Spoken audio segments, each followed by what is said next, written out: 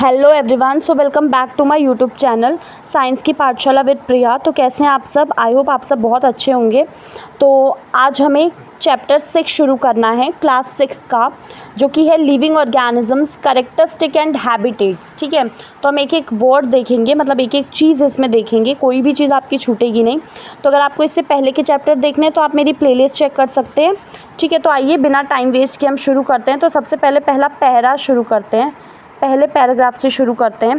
पहेली और बूझो जो हैं वो वेकेशन पे बहुत सारी जगह गए हुए हैं। ठीक है, जो जो जगह उन्हें पसंद है ना, उसमें वो बहुत सारी जगह गए हुए हैं।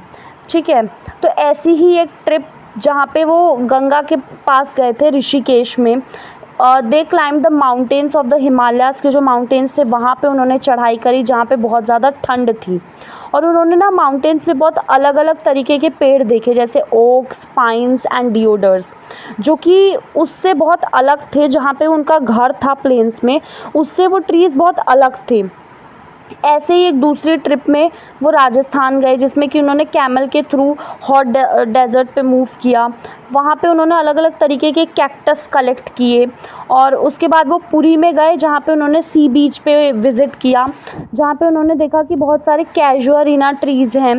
While recollecting all the fun, मतलब वो याद कर रहे थे वो सब जो उन्होंने वहाँ पे मस्ती की है। उनके दिमाग में एक थॉट अटक गया, जैसे स्टक हो गया कि ये जो जगह हैं ये बहुत ज़्यादा एक दूसरे से अलग हैं। कुछ में बहुत ठंड है, कुछ में गर्मी, कुछ में बहुत ज़्यादा उमस। और ये यहाँ तक कि जो ऑर्गेनिजम्स वहाँ मिलते हैं वो भी बहुत अलग अलग तरीके के थे। तो उन्होंने कोशिश की वो जगह ढूंढने की अर्थ पे जहाँ पे कोई भी लिविंग क्रिएचर ना मिले। ठीक है, तो बूझो जो है उसने सोचा कि जो कबर्ड होता है घर के अंदर, उसमें नहीं मिलेंगे कोई भी ऑर्गेनिज़म। लेकिन जब उसने खोल के देखा तो उसमें एक छोटा सा स्पाइडर मिला उसको। ठीक है, कबर्ड में। आउटसाइड द होम टू उन्हें कोई भी ऐसी जगह नहीं मिली जहाँ पे कोई भी लिविंग क्रिएचर ना मिलता हो। यहाँ तक कि जो पहेली है, started thinking and reading about far away places, जो दूर दूर जगह थे उनके बारे में पढ़ने लगी।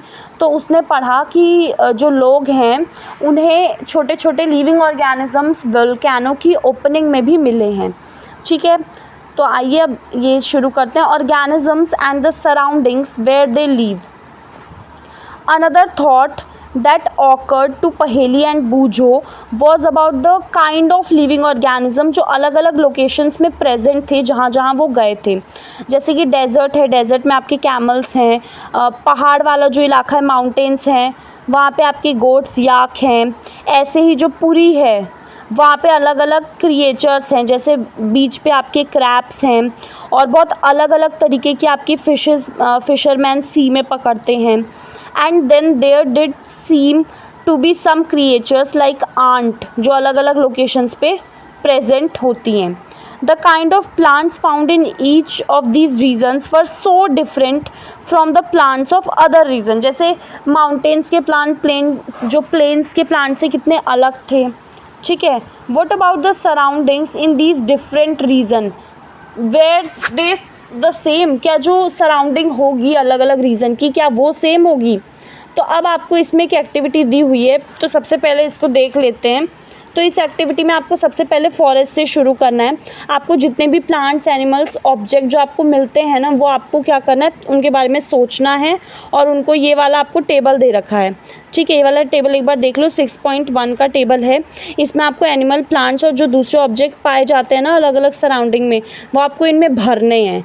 ठीक है, ऐसे आपको पहले फॉरेस्ट से शुरू करना है। आप ये क्या कर सकते हैं, अपने पेरेंट्स, अपने फ्रेंड्स से डिस्कस कर सकते हैं और फिर इनको भर सकते हैं। You can also consult many जो इंटरेस्टिंग बुक्स होती है ना लाइब्रेरी में, जिनमें कि एनिमल, प्लांट्स के बारे में होता है, आप उनको भी ट्राई कर सकते हैं। और कोशिश कीजिएगा और इंक्लूड कीजिएगा many plants, animals and object, बड़े छोटे, इन each of the columns in this table. What kind of object will we find that may not be animals or plants? Perhaps parts of plants like जैसे कि सूखी पत्तियाँ हो गई, parts of animals like bones.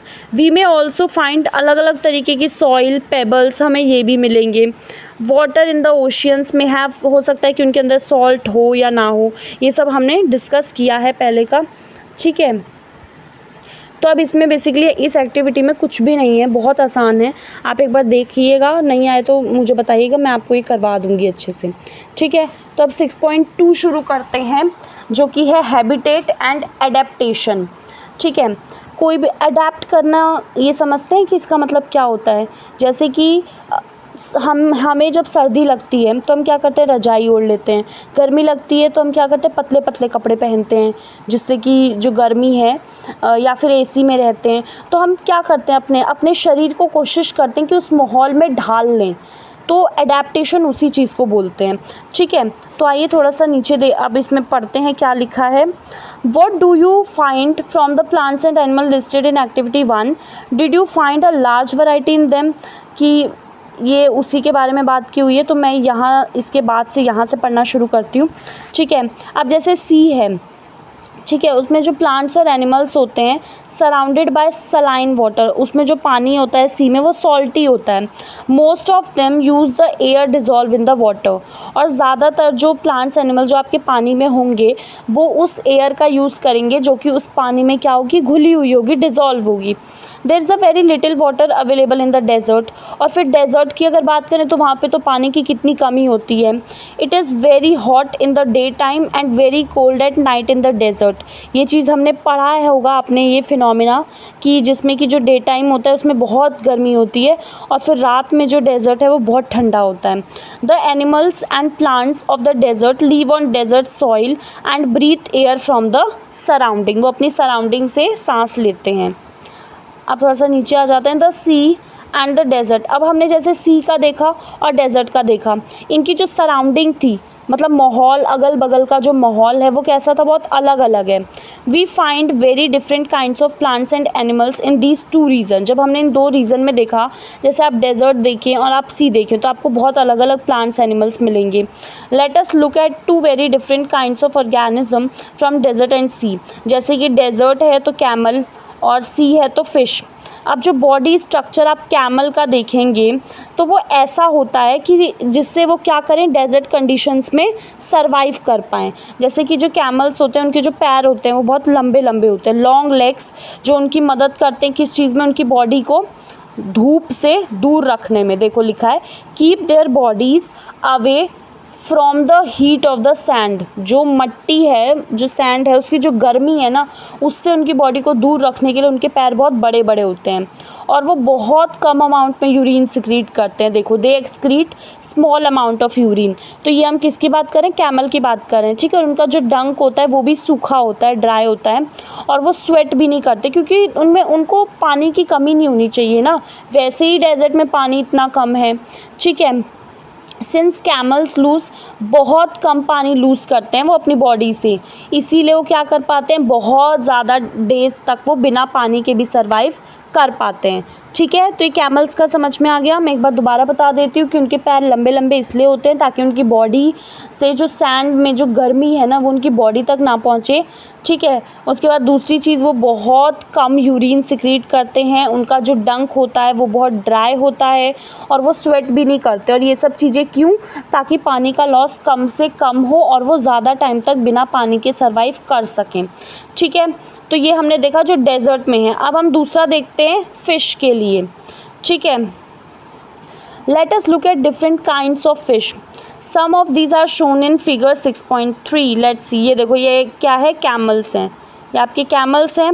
अब इधर fish को देख लेते हैं, ये देखिए, ये आपके अलग अलग तरीके के फ़िश हैं, ठीक है। आप इनको देखिए, ये ठीक है, बहुत से लोग के घर में एक्वेरियम भी होगा शायद, तो आप उसमें भी देख सकते हैं, ठीक है। आइए देखते हैं।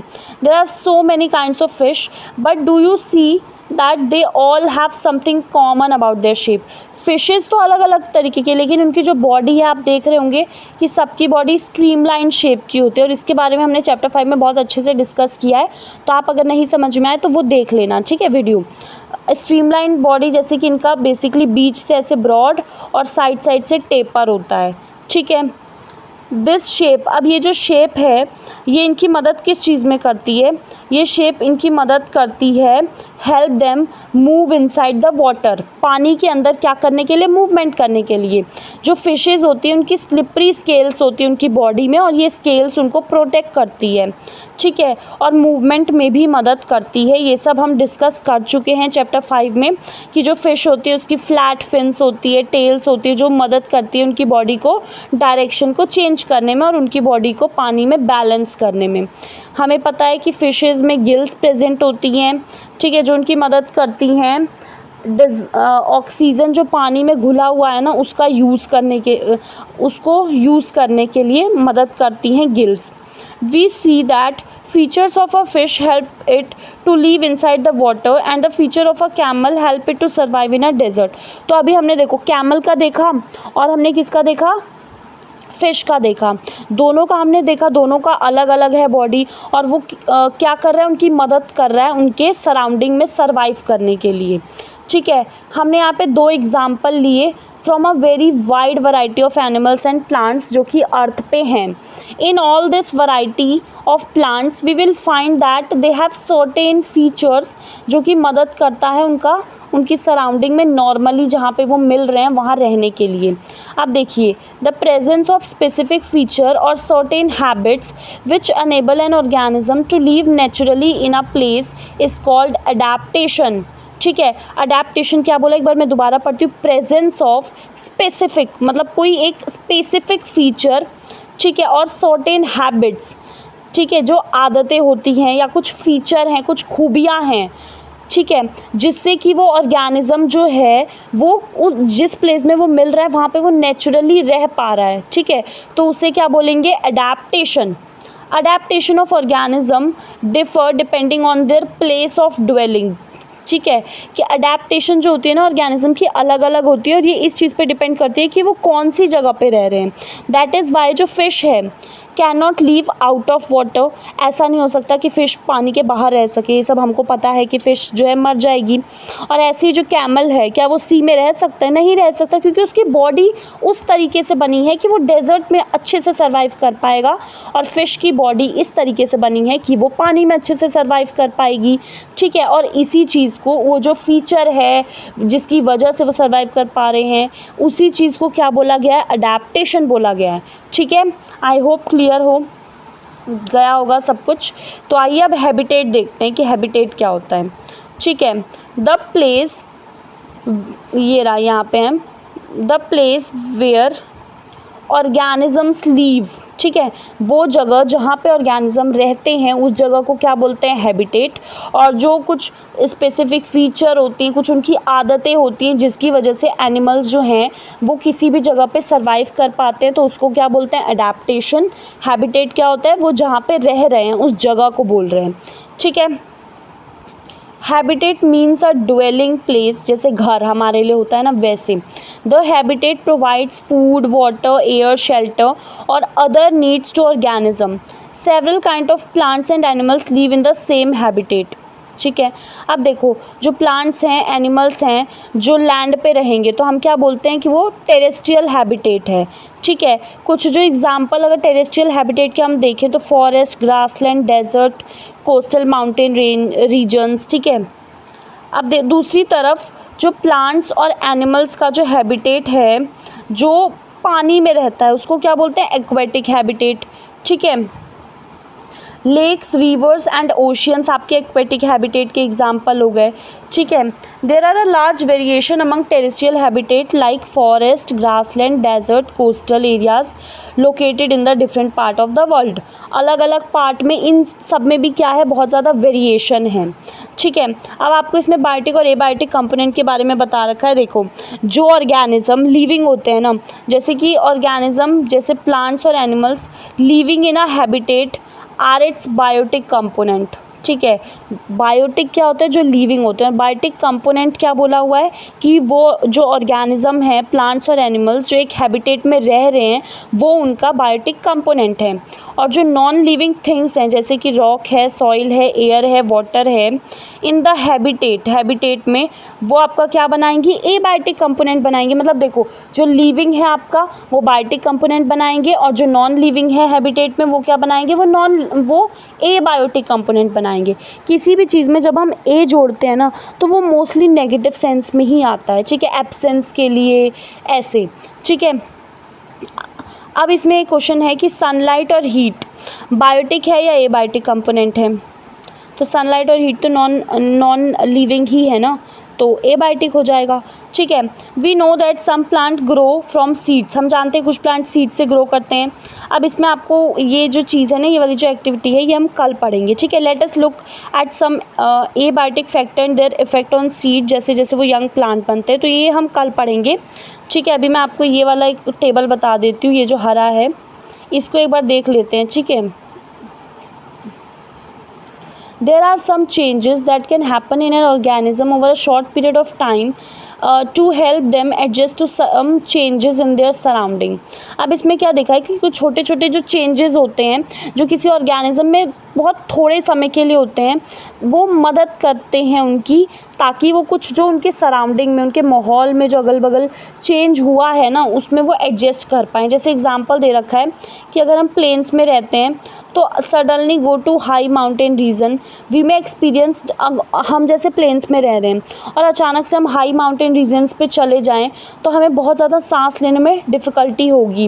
And doing physical exercise for some days, कुछ दिनों के लिए we need to breathe faster when we are on high mountain, जब हम हाई माउंटेन्स पे होते हैं तो हमें जल्दी जल्दी सांस लेना होता है। आफ्टर सम टाइम हमारी बॉडी क्या करेगी, धीरे धीरे उसको एडजस्ट करने की कोशिश करेगी। सच स्मॉल चेंज जो कि हमारी बॉडी में हो रहा है for a single organism over a short period, ताकि हम जो ये प्रॉब्लम है ना, जो हमारे सराउंडिंग में अचानक से हमने माहौल बदल दिया, प्लेन से हम अचानक से माउंटेन्स पे चले गए, ठीक है, तो इस प्रॉब्लम को ओवरकम करने के लिए जो बहुत थोड़े समय के लिए हमारी बॉडी में जो चेंज हो रहा है उसको हम क्या बोलते हैं, एक्लीमेटाइजेशन, ठीक है। यहाँ पे लिखा है एक्लीमेटाइजेशन। ये जो चेंज है ये अडेप्टेशन से अलग होता है, क्योंकि जो अडेप्टेशंस होते हैं उसको 1000 ऑफ ईयर्स लगते हैं होने में, ठीक है। तो चलिए हम एक्टिविटी 2 से पढ़ेंगे नेक्स्ट क्लास में। अगर वीडियो पसंद आई हो तो लाइक सब्सक्राइब करना तो प्लीज़ मत भूलिए, ठीक है। आई होप आप खुश रहिए हमेशा।